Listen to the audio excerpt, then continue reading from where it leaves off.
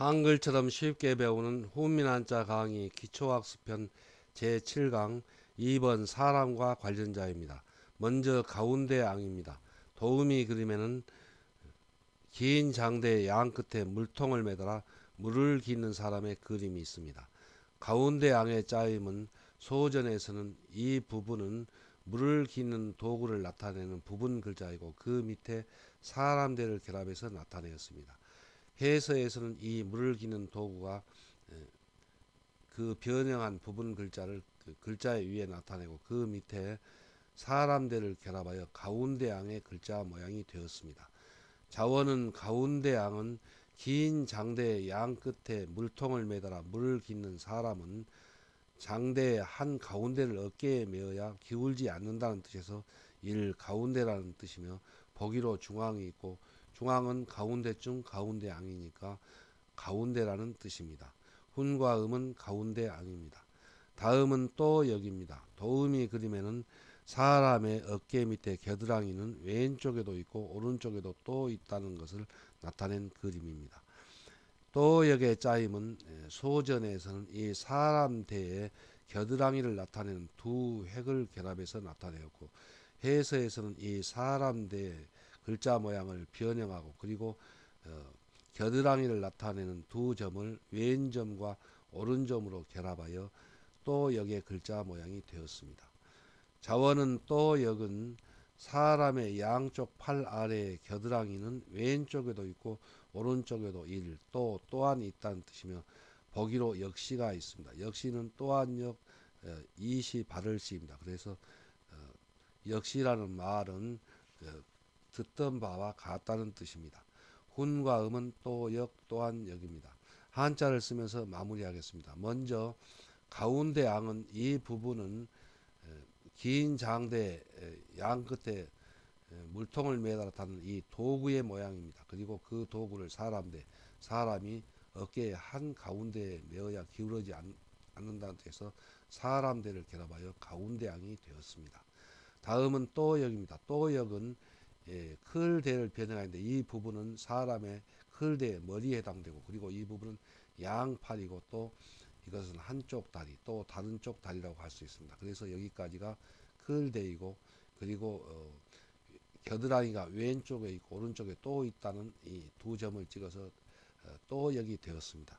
그래서 이렇게 글자가 또 역이 변형한 까닭은 사람들을 그대로 두고 왼쪽 겨드랑이와 오른쪽 겨드랑이를 나타내는 두 점을 결합하면 이런 모양이 될 터인데 이렇게 글자가 되고 보면 이 부분은 너무 넓고 이 부분은 너무 좁아서 글자의 균형이 이루어지지 않기 때문에 이와 같이 글대의 모양을 변형하여 글자의 간격이 고른 모양으로 글자를 변형한 것이라고 봅니다.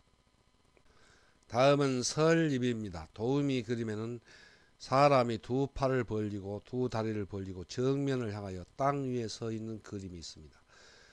설립, 세울립의 짜임은 소전에서는 사람 대 밑에 땅을 가리키는 한의를 결합해서 나타내었고 해서에서는 이 사람 대가 그 글자의 위에 쓰이는데 이렇게 모양을 변형하여 글자의 위에 나타내고 그 밑에 땅을 가리키는 한의를 결합하여 설립, 세울립의 글자 모양이 되었습니다.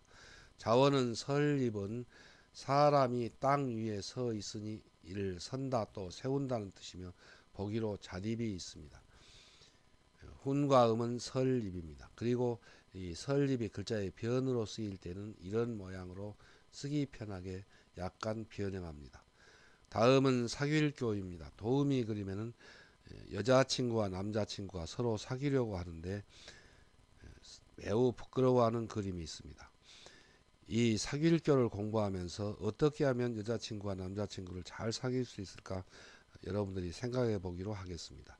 먼저 사귈교의 짜임은 소전에서는 이 부분은 머리와 어깨와 팔을 나타내고 그리고 그 밑에 교차된 다리를 결합하여 사귈교의 소전의 글자 모양이 되었습니다.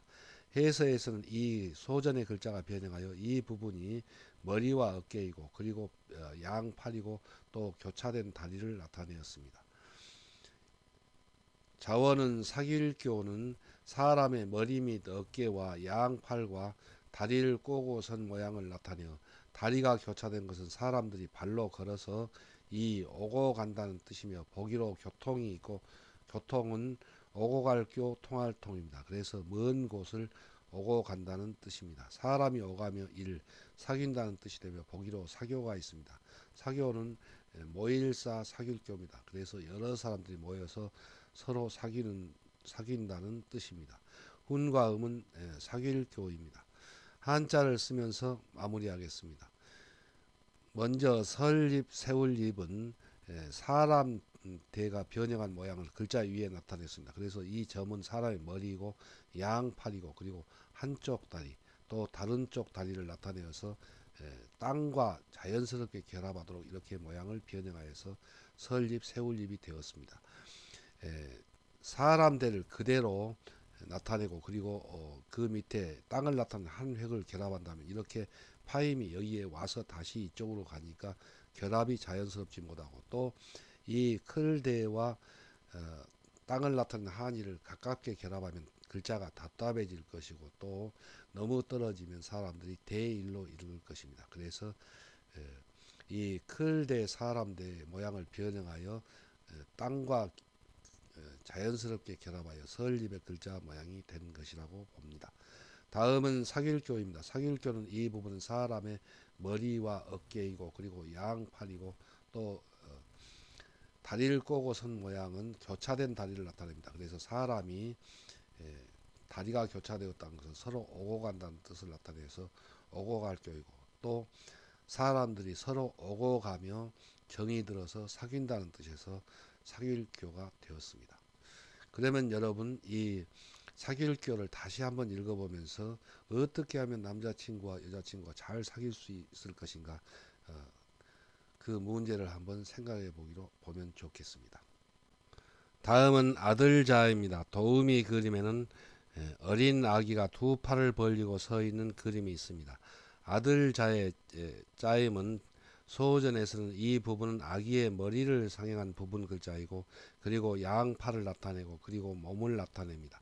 해서에서는 이 아기의 머리를 변형하여 나타내고 또 한이를 양팔로 결합하고 그 밑에 몸을 나타내는 갈고리를 결합하여 아들자의 글자 모양이 되었습니다.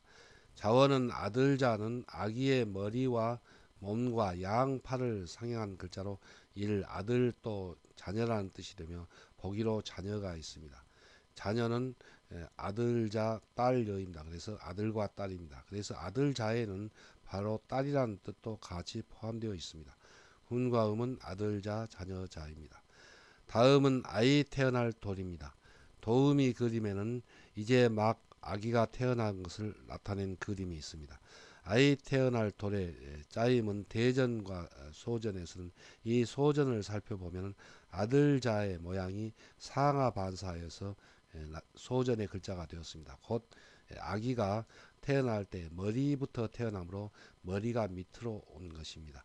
그래서 이 소전의 글자가 고든 선분으로 그리고 이 아들자를 상하 반사하면 이런 모양이 될 터인데 이 글자를 쓰기 편하도록 변형하여 아이 태어날 돌의 글자 모양이 되었습니다. 자원은 아이 태어날 돌은 태아가 모체로부터 태어날 때 머리로부터 태어나므로 아들자를 상하 반사하고 다시 글자를 쓰기에 쉽게 변형하여 이를 아이 태어난다는 뜻을 나타내는 부분 글자입니다. 여기서 이를 우는 전서가 다르고 다른 글자입니다. 쓰면서 설명하겠습니다. 훈과 음은 아이 태어날 돌입니다. 한자를 쓰면서 정리하겠습니다. 먼저 아들자는 이 부분은 아기의 머리이고 그리고 이 부분은 아기의 몸을 나타내고 그리고 가로근 한획은 양팔을 나타내어서 아들자 자녀자가 되었습니다. 다음은 아이 태어날 돌입니다. 아이 태어날 돌은 아들자를 상하 반사에 아기가 태어날 때 머리로부터 태어나므로 나타낸 글자가 쓰기에 편하도록 변형하여 아이 태어날 돌이 뜻을 나타내는 부분 글자입니다. 그리고 이 글자와 모양이 비슷한 글자는 이를 운 구름운이 있는데 이 모양과 비슷하지만은 이 오른점 대신에 짧게 가로 그것을 나타내면 이를 운 구름운의 고자입니다. 다음은 자글요입니다. 도우미 그림에는 갓 태어난 어린 아기의 몸은 머리의 길이와 그리고 몸의 길이가 비슷한 이등신임을 나타내었습니다.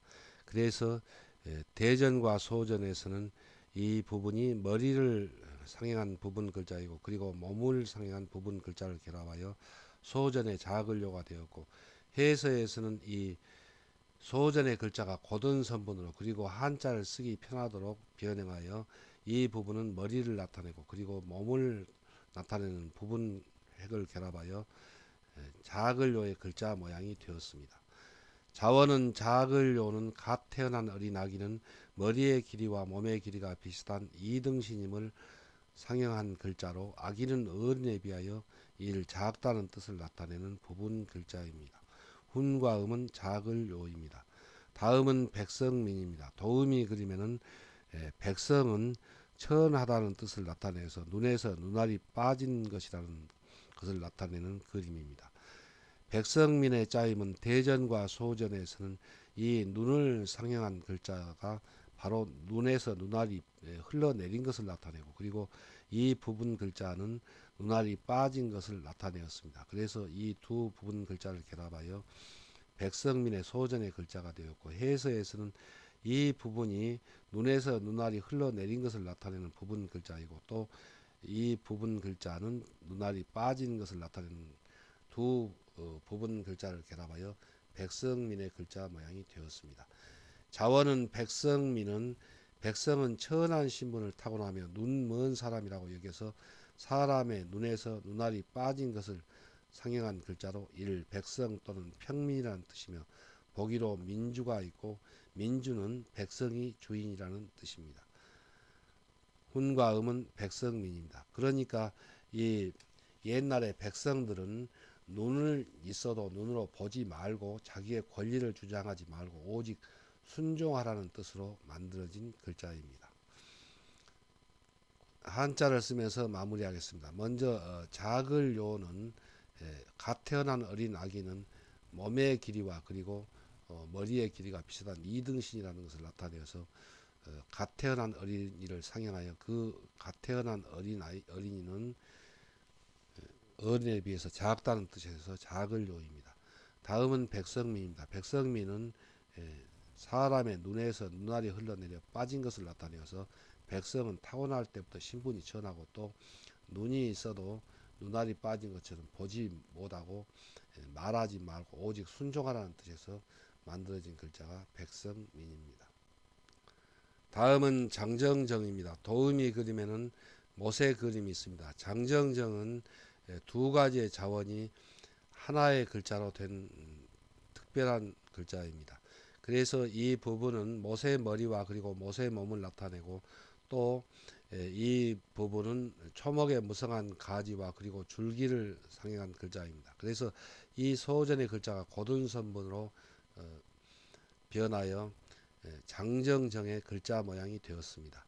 자원은 장정정은 첫째 못의 머리와 못의 몸을 상형한 글자 또는 이 초목이 무성한 가지와 줄기를 상형한 글자로 초목이 무성하게 자라듯이 혈기왕성한 일 장정이라는 뜻이며 또 모세 상형자이므로 모세 뜻이 되고, 이 보기로 장정은 다 장성한 씩씩한 사내라는 뜻입니다.